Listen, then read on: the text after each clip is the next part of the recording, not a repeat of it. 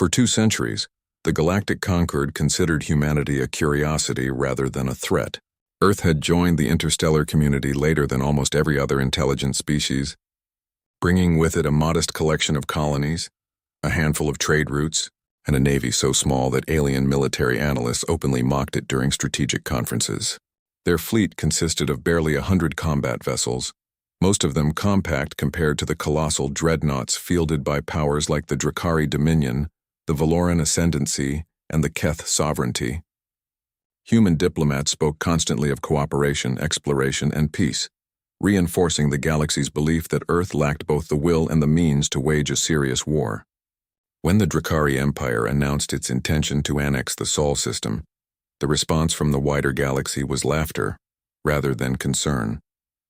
News broadcasts replayed images of humanity's tiny defensive fleet forming a thin line near the orbit of Mars, while commentators joked that the battle would be over before the cameras finished recording. Even veteran admirals from neutral worlds predicted that the human navy would surrender within minutes of first contact.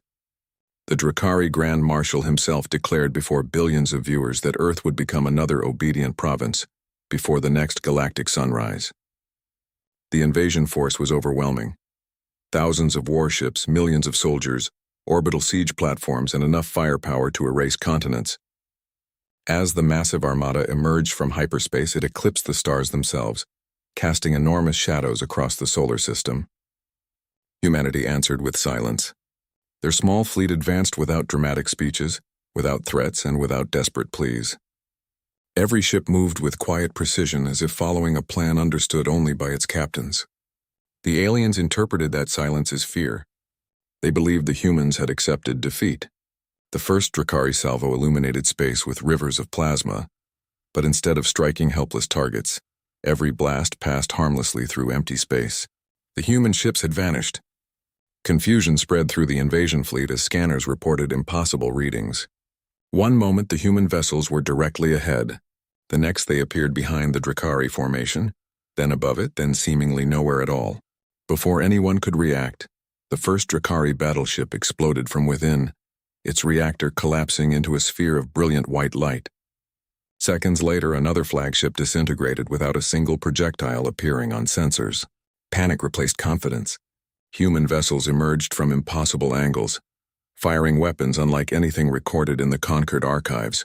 Their attacks ignored shields entirely, slicing through armor as though it were mist before disappearing again into the darkness between stars.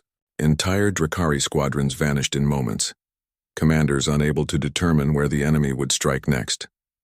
Across the galaxy, billions watched in stunned silence as the seemingly insignificant human fleet dismantled one of the greatest military forces ever assembled. The mockery ceased instantly. Analysts who had laughed only hours before struggled to explain what they were witnessing. Then something even stranger happened. Every observation satellite surrounding the battlefield abruptly lost contact. Long-range communications failed. Navigation beacons blinked out one after another, until an unnatural darkness spread across every star chart. The stars themselves had not disappeared, but every artificial signal between systems had gone silent. Fleets across known space suddenly found themselves isolated, unable to communicate with neighboring sectors. The galaxy had never experienced anything like it. Fear replaced arrogance. The Drakari armada, once numbering in the thousands, simply stopped transmitting. No distress calls, no surrender, no victory reports, only silence. Days later, when reconnaissance ships finally reached the battlefield, they found nothing except drifting wreckage and a single intact human cruiser waiting motionless near the edge of the system.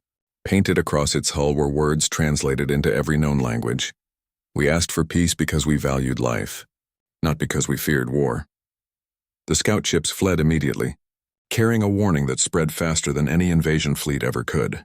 Hidden beneath humanity's peaceful reputation had been generations of preparation, revolutionary technology, and a doctrine built around ending wars before they could consume civilizations. Earth had never possessed the largest navy. It had simply possessed the most dangerous one. From that day forward, every military academy in the galaxy replaced its old lesson: never underestimate superior numbers, with a new one whispered by cadets before every exercise. Never laugh at humanity's tiny fleet. Because the moment the humans stop talking, the stars go silent. Yet the silence surrounding the Battle of Sol proved to be only the beginning. Within 48 hours, every surviving Drakari outpost along the frontier went dark. Not because they had been destroyed, but because every command network, quantum relay, and military satellite had been rendered useless by a mysterious wave of interference that no scientist could explain. Across the Galactic Concord, panic spread faster than any fleet could travel. Emergency councils convened on dozens of capital worlds, their leaders demanding answers from intelligence agencies that had spent centuries monitoring humanity, only to discover that nearly everything they believed about Earth had been carefully crafted misinformation. The humans had allowed alien spies to count obsolete warships while their true fleet remained hidden inside hollowed asteroids, beneath the oceans of distant colonies, and within enormous mobile shipyards concealed inside artificial nebulae. For nearly 200 years, humanity had quietly transformed entire star systems into self-sustaining fortresses, building weapons not for conquest, but for survival should the galaxy ever unite against them. Every civilian cargo vessel had secretly been designed for rapid military conversion. Every exploration station doubled as a sensor array, and every colony possessed underground factories capable of producing warships at astonishing speed. The Drakari invasion had not caught humanity unprepared. It had merely triggered a contingency plan that had been waiting for generations. As the truth emerged piece by piece, historians began to understand why human diplomats had always smiled so confidently during peace negotiations. They had never relied on treaties to ensure their safety. They had relied on readiness. Meanwhile, deep within the shattered remains of the Drakari command fleet, rescue teams finally discovered the flagship of Grand Marshal Karos drifting silently through space. Its hull was intact, its engines dormant, and not a single weapon had been fired after the opening minutes of the battle. Inside, thousands of officers were alive but motionless, staring blankly at frozen tactical displays that still showed the impossible maneuvers of the human fleet. The Grand Marshal himself was found seated in the command chair, his final log repeating only one sentence over and over. "They were never where our sensors said they were." Those words echoed throughout the galaxy, becoming both a warning and a mystery. No one knew how humanity's ships had crossed impossible distances in seconds, how they bypassed shields without effort, or how they had silenced the communications of an entire quadrant without damaging civilian infrastructure. Rumors spread that humans had unlocked forgotten technologies left behind by an ancient civilization, while others believed they had mastered physics itself. The truth was known only to Earth's high command, hidden beneath kilometers of granite beneath the Himalayas, where admirals watched the frightened galaxy react exactly as centuries of strategic planning had predicted. Their objective had never been extermination, it had always been deterrence. Humanity wanted every empire to understand one simple lesson. Peace was not maintained by appearing weak, but by ensuring that any attack would carry consequences too terrible to imagine. In the months that followed, invasion fleets across the galaxy quietly returned to their home systems.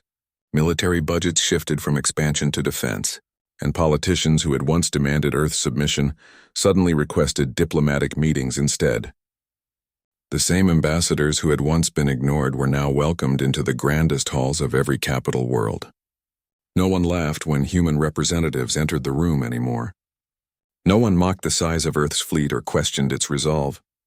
The tiny navy that had once been dismissed as insignificant had become a legend, not because it conquered the stars, but because it had demonstrated that true strength was measured not by the number of ships a civilization possessed, but by the wisdom to hide its greatest power until there was no other choice. And whenever young cadets across the galaxy studied the recordings of the Battle of Sol, they noticed the exact moment history changed, the instant the human fleet fell completely silent before launching its counterattack. It lasted only a few seconds, yet that silence became more terrifying than any weapon ever created, for it marked the moment the galaxy realized that humanity had never been fighting to win a war. Humanity had been fighting to ensure no one would ever dare start another. As the weeks passed, the legend of the Battle of Sol transformed into something far greater than a military victory. Entire civilizations rewrote their history books, replacing centuries of assumptions about humanity with a single undeniable truth. The smallest fleet had defeated the greatest armada ever assembled without losing a single capital ship. Across the Galactic conquered, universities, war colleges, and intelligence agencies dissected every second of the battle, but every investigation ended with more questions than answers. Human ships had accelerated beyond known physical limits, ignored gravitational anomalies that should have torn them apart, and struck targets with impossible precision while remaining almost invisible to every sensor ever created.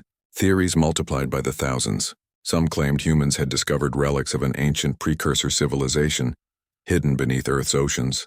Others insisted they had unlocked a new branch of quantum engineering, capable of bending space itself.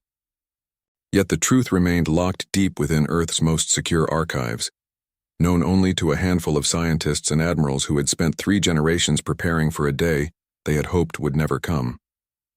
The greatest surprise, however, came not from humanity's weapons but from what followed the victory. Rather than launching retaliatory invasions or claiming the defeated Drakari worlds, every human fleet simply returned to defensive positions. Human engineers crossed former battlefields rescuing wounded alien survivors regardless of species, while medical ships treated friend and foe alike. Millions of frightened Drakari soldiers who had expected execution instead received food, medical care, and safe passage home. News of these acts spread throughout the galaxy with astonishing speed. The same species that possessed the power to erase entire empires had deliberately chosen mercy. It was a lesson far more terrifying than the battle itself, because it proved humanity fought not for conquest, but for principle. Soon afterward, a single transmission echoed across every inhabited star system. The speaker was an elderly human admiral wearing no medals except the emblem of Earth. His calm voice carried through billions of receivers as he addressed the galaxy. "For centuries," he began, "you mistook our desire for peace as evidence of weakness. You counted our ships, measured our weapons, and believed you understood our limits. You never asked why a civilization capable of crossing the stars invested so much effort in avoiding war. We never sought to become rulers of the galaxy. We simply refused to become its victims." The message continued with neither threats nor demands. Instead, humanity proposed an era of cooperation built on mutual respect rather than fear, warning only that any future attempt to enslave or exterminate another civilization would meet the same fate as the Drakari invasion fleet. The broadcast ended with a single sentence that soon became legendary across thousands of worlds. "Strength is not proven by starting wars, it is proven by ending them." Silence followed once again, but this time it was a silence of reflection rather than terror. Empires that had spent centuries expanding through conquest suddenly withdrew from occupied systems. Ancient rivalries cooled. Border disputes gave way to negotiations. For the first time in recorded galactic history, the largest military powers began dismantling their invasion fleets instead of building larger ones. Historians would later call it the Quiet Century, an age born not from fear alone but from respect for a civilization that had demonstrated overwhelming power without surrendering its humanity. Long after the wreckage of the Drakari armada had been cleared from the orbit of Earth, young cadets from every corner of the galaxy still gathered in classrooms to study the battle that changed everything. Their instructors no longer taught them to judge an enemy by the size of its fleet, the weight of its weapons, or the number of its worlds. Instead, they repeated the lesson that had become immortal throughout known space. Never laugh at humanity's tiny fleet, because when the humans fall silent, history itself is about to change.